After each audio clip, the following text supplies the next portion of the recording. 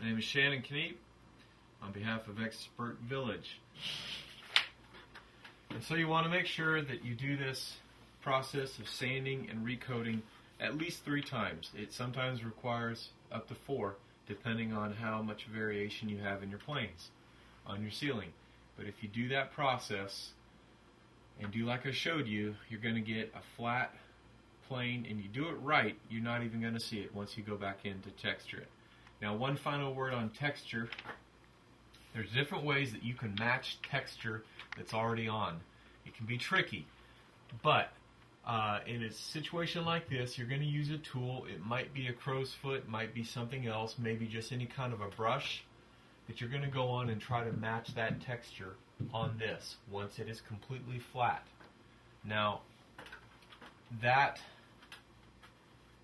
tool, what you're going to do is you're going to mix your compound just like you did before, where you've got your compound in your bucket, you take it out, you put it in a tray, but you're going to put some water in it so it's a little soupier, so it runs a little bit more than it would be, say, for just filling in the joints.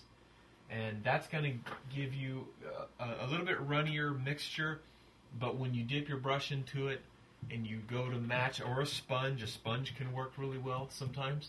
When you go to put it on there, it's going to get sort of that a little bit runny, drippy effect, kind of what you've got on here right now.